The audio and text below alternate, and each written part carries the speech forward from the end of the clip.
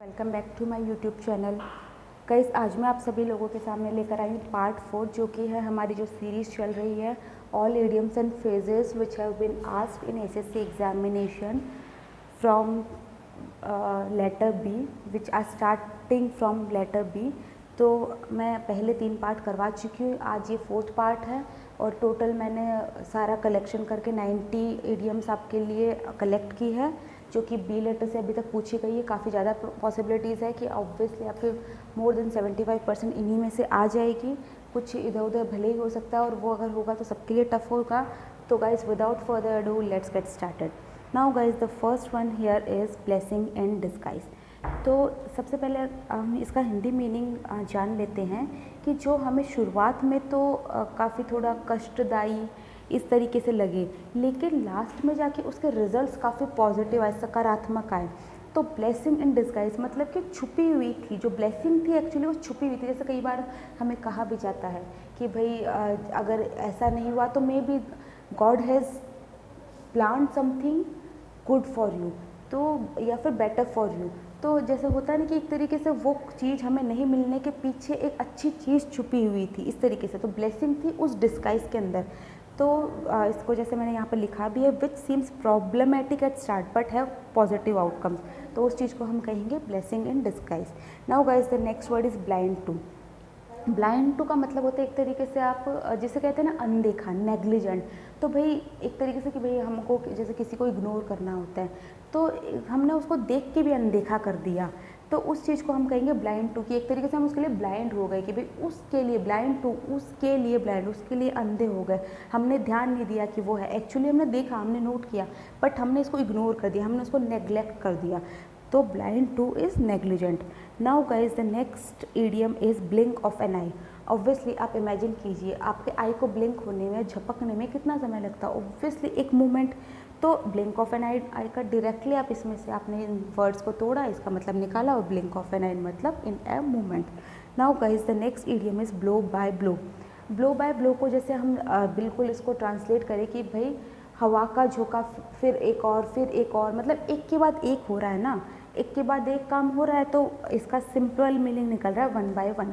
तो बस इसका जो इस ईडियम में ही इसका मतलब भी छुपा हुआ है, इसका अर्थ भी छुपा हुआ है। Now guys, the next idiom is back seat driver. Back seat driver कौन होता है गाइस? आप जैसे आप लोगों ने सुना होगा कि जैसे कई बंदे होते हैं जो पीछे देखकर बहुत ज़्यादा इंस्ट्रक्शन दे रहे होते हैं। कई बार तो वो ऐसे ऐसे इंस्ट्रक्शन दे रहा होता है कि अगला बंदा कंफ्यूज हो जाता है, वो अगर गलती ना भी कर रहा होता तो भी वो गलती कर दे। तो one who guides others what to do, मतलब पीछे बैठ कर, पीछे की सीट पर बैठकर आप गाइड करो। कई बार वो गाइडेंस बहुत ज़्यादा भारी भी पड़ जाती है, बट कई लोगों में होती है ये आदत। तो वो होते एक तरीके से कि भाई ड्राइविंग तो अगला कर रहा है, लेकिन तू एक तरीके से पीछे से ड्राइविंग करवा रहा है। तो बैक सीट ड्राइवर क्या हो गया? One who guides from back side, या फिर वो जो बोलता है तो कॉन्टिन्यूसली कि ये करो वो करो, इस तरीके से। Now guys, the next idiom here is bone of contention. तो कंटेंशन आप सभी लोगों को पता है, तर्क हो गया, इस तरीके से। तो एक तरीके से जो झगड़े का मुद्दा होता है ना, कि ये हमारे बीच में जो असहमति का कारण बन सकता है, कंटेंशन का कारण बन सकता है।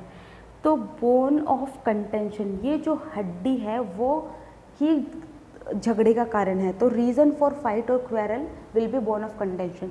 कंटेंशन की एक तरीके से आप ऐसे इमेजिन कीजिए कि भाई 2 कुत्ते हैं और बीच में एक हड्डी रखी हुई है, तो वो हड्डी उनके लिए एक तरीके से जो लड़ाई का कारण बनेगी कि भाई वो बोलेगा मैं लूँगा और वो बोलेगा मैं लूँगा। तो एक तरीके से वो मुद्दा जो आपके लिए झगड़े का कारण बने, वो आपके लिए होगा बोन ऑफ कंटेंशन। तो आप इसको डे टू डे लाइफ में भी यूज़ करके आप ज़्यादा टाइम तक याद रख पाएंगे। जैसे कभी भी आपको बोलना हो कि भाई आप, जैसे कि आपको कहना हो कि भाई आप ये सिर्फ इतनी ही चीज़ें लाए, ये तो ये बोन ऑफ कंटेंशन बन जाएगी, ये तो झगड़े का कारण बन जाएगी, इस तरीके से। Now guys, the next one is born with a silver spoon in mouth. अब तो वैसे देखें तो आप अगर इसका जस्ट जनरली हिंदी मीनिंग भी निकालें कि भाई वो तो सीधा का सीधा चांदी की चम्मच लेके पैदा हुआ है। वैसे तो है नहीं, मुंह में चांदी की चम्मच लेके पैदा है, भाई इस तरीके की फैमिली में पैदा हुआ है कि भाई उसको तो स्टील की चम्मच से खाने की ज़रूरत नहीं है, वो तो चांदी सोने की चम्मच में खा सकता है। तो ऑब्वियसली इसका सीधा मतलब निकल रहा है बॉर्न रिच। और गाइज़, आप लोगों को लग रहा होगा कि कुछ मैंने बहुत ईजी भी डाला है, बट गाइज़ एक्चुअली ऐसे से पूछता ही ऐसा है। तो ऑब्वियसली जो प्रीवियस ईयर में आए हुए हैं, हमें कोई रॉकेट साइंस तो एक्स्ट्रा पढ़नी नहीं है, हमें वही पढ़ना है जो पूछा जाता है। तो जो आता है वो आप बहुत टफ भी याद कर लो तो भी आपको 1 नंबर दिलाने वाला, और ईजी अगर आपने पढ़ रखे तो ऑब्वियसली आपका रिविजन हो रहा है। तो अभी चलते हैं हम हमारे नेक्स्ट इडियम की ओर, जो कि है बॉटम लाइन। बॉटम लाइन का मतलब होता है गाइस एक तरीके से नेट प्रॉफिट, जिसे कहते हैं ना शुद्ध मुनाफा, जिसे कहते हैं निष्कर्ष एक तरीके से, कि भाई ये हमारी बॉटम लाइन है, ये लो जी लास्ट में हमने लाइन खींचते, ये फाइनली हमारा नेट प्रॉफिट है, ये हमारा शुद्ध मुनाफा इस तरीके से। तो बॉटम लाइन लास्ट में लाइन जैसे हम करते हैं ना कि भाई हमने सारा हिसाब किताब कर लिया, लास्ट में लाइन खींच के हमारा आंकड़ा लिख दिया, ये हमारा ये डेटा है कि भाई अब फाइनली हमारा ये नेट प्रॉफिट आया। इस तरीके से आप इमेजिन करके याद कीजिए। Now guys the next idiom is bread and butter.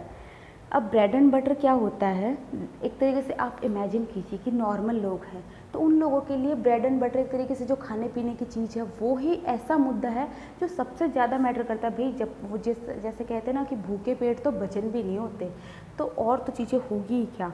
तो ब्रेड एंड बटर वो मुद्दा हो गया, issue which directly influence the people, कि भाई जैसे कि आप फॉर एग्जांपल गरीबों का हम अगर एग्जांपल लें कि अगर आप उसको बोलोगे कि हम ना ये कोई स्कीम चला देंगे, वो कोई स्कीम चला देंगे, भाई आप उनको अगर डायरेक्टली ये बोलो ना कि हम सुबह शाम का तुम्हें खाना प्रोवाइड करें, तो भाई ये ऐसा मुद्दा रहेगा जो उसको डायरेक्टली इन्फ्लुएंस करेगा, क्योंकि इंसान को कहीं ना कहीं खाना तो चाहिए होता। तो ब्रेड एंड बटर एक तरीके से वो हो गया कि वो मुद्दा जो इंसानों को डायरेक्टली प्रभावित करता है। तो उस कॉन्टेक्स्ट में हम बात करते हैं bread and butter. Now guys the next one is break the ice. अब ब्रेक द आइस का मतलब अगर हम इसको तोड़ के निकालने की तरीके से कोशिश करें कि आइस को तोड़ देना, तो इसका वैसे डायरेक्ट मीनिंग कोई निकलता नहीं है। तो जस्ट इसका मतलब आप याद रखिए, आप इमेजिन कीजिए एक सिचुएशन कि अब हमें जब भी कोई बात शुरू करनी होगी तो हम सबसे पहले आइस को तोड़ेंगे, ये लो जी। तो बस ब्रेक द आइस का मतलब हो गया टू स्टार्ट अ कन्वर्जेशन। और ऑब्वियसली मैंने एक बहुत ही इलॉजिकल सी आपको माइंड में चीज़ लाने को बोली है, बट गाइज अगर आपको गलती से भी ये याद रह जाती है और इससे अगर आपको इसका मीनिंग किसी को नहीं आता हो, वो याद रह जाता है, तो फाइनली हमारा मोटो तो सॉल्व हो ही गया ना कि हम वहाँ पर मार्क्स ले आए। तो बस जस्ट आपको याद रखना है कि ब्रेक द आइस, तो हमें जब भी कॉन्वर्सेशन को स्टार्ट करो, किसी से बातचीत बंद हो हमारी पहले से, कुछ और हो, बात नहीं हो रही या बात की हम शुरुआत नहीं कर पा रहे हैं, तो ब्रेक द आइस, हमने आइस को तोड़ा और ये लो हमने बात स्टार्ट कर दी। तो to start a conversation will be break the ice, ठीक है। Now guys the next idioms and phrases in this are blow one's own trumpet. तो सबसे पहले वाली तो हो गई ब्लो वंस ओन ट्रम्पेट, तो इसका हिंदी मतलब होता है टू प्रेज वन सेल्फ, या फिर जिसे कहते हैं ना अपने ही गुणगान करना, जिसे आप हिंदी में कह सकते हैं अपने मुंह मियाँ मिट्ठू बनना, इस तरीके से। तो एक तरीके से ब्लो वंस ओन ट्रम्पेट मतलब वो खुद की ही ट्रम्पेट जैसे होता है ना, वो बांसुरी टाइप में, तो वो बजाना होता है, वो म्यूज़िकल इंस्ट्रूमेंट होता है कि वो खुद की वो बजाया जा रहा है कि भाई मैं ऐसा मैं वैसा, भाई खाली खुद की बोले जा रहा है, तो वो खुद का ही गुणगान किए जा रहा है, तो उस चीज़ को बोलेंगे ब्लो वंस ओन ट्रम्पेट, कि खुद की जीत के बारे में बखान किए जाना, ट्रम्प के बारे में बखान किए जाना, इस तरीके से। Now guys the next one is blow over. Blow over का मतलब होता है जैसे कि आप इमेजिन कीजिए भाई हवा चल रही थी, हवा ब्लो ओवर, ब्लो मतलब बहना, ओवर मतलब ख़त्म होना, तो बह के ख़त्म हो गई। तो बह के ख़त्म हो गई मतलब हवा चल रही थी, अब ठीक है ख़त्म हो गई, बह के चली गई। तो एक तरीके से टू पास, कि अब वो चला जाना, समाप्त हो जाना, जैसे किसी कहते हैं ना किसी चीज़ का गुजर जाना, बस ये चीज़ हैपन हो जाना, तो उस चीज़ को हम कहेंगे ब्लो ओवर या फिर to pass. Now guys the next idiom is blue blood. Blue blood का मतलब आप जैसे याद रखिएगा, जैसे हम हिंदी में कहते हैं कुलीन लोग, जो अच्छे कुल मतलब जो कुल के लोग, जिसे पहले कहा जाता था रॉयल फैमिली, ये इस तरीके से इस कॉन्टेक्स्ट में। आजकल तो वैसे इन चीज़ों का कोई इतना रेलेवेंस बचता नहीं है, बट स्टिल आपको याद रखना है कि ब्लू ब्लड हम उसे बोलेंगे जो काफ़ी एलिट फैमिली से बिलोंग करते हैं, पहले से काफ़ी नॉन एंड प्रेस्टिजियस फैमिली होगी, तो वो हो जाएंगे blue blood. Now guys the next one is blue eyed boy. अब ब्लू आइड बॉय कैसे आप याद रखेंगे कि किसी का फेवरेट पर्सन, किसी का फेवरेट, इसका हिंदी मीनिंग ये होता है। तो आप इस तरीके से जस्ट याद रखिए कि भाई ब्लू आइड ऑब्वियसली देखने में सुंदर लगती है, तो जो ब्लू आइड का बच्चा होगा वो ऑब्वियसली सबका फेवरेट तो हो ही जाएगा। तो इस तरीके से आप रिलेट करके याद रख सकते हैं। Now guys the next one is bolt from the blue. नाउ इसको हम देखें तो इसका हिंदी मीनिंग होता है अचानक और शॉकिंग, बिल्कुल ही शॉक देने वाला, एक तरीके से सरप्राइज़ देने वाला। तो एक तरीके से आप ये याद रखिए कि बोल्ड फ्रॉम द ब्लू, कि हम एक तरीके से ब्लू, बिल्कुल हम आसमान को देख रहे थे, अचानक से बोल्ड थंडर स्टॉर्म आ गया, तो भाई ये क्या अचानक ऐसा शॉक नहीं हो जाएगा, भाई अभी इतना क्लियर स्काई था, अचानक से ये कहाँ से बोल्ड आया। इस तरीके से आप इसको रिलेट करके याद कर सकते हैं कि बोल्ड फ्रॉम द ब्लू का मतलब होता है sudden and shocking. And guys this is the end of the part 4 of this series. अगर आप लोगों ने पहले के पार्ट 3 नहीं देखे हैं तो please just go and watch them too. I am sure this will be really helpful to you, and stay tuned for the rest 2 parts also. In this I will finish all the previous year questions asked related to idioms and phrases starting from letter B, and ahead also I will be uploading from other letters also, like I have finished from letter A and B. Now guys, if you are liking the contents of this channel, then please like, share to this video, and please guys subscribe to my YouTube channel, which is Trick IQ for Study. Thank you so much guys for watching. Have a nice day.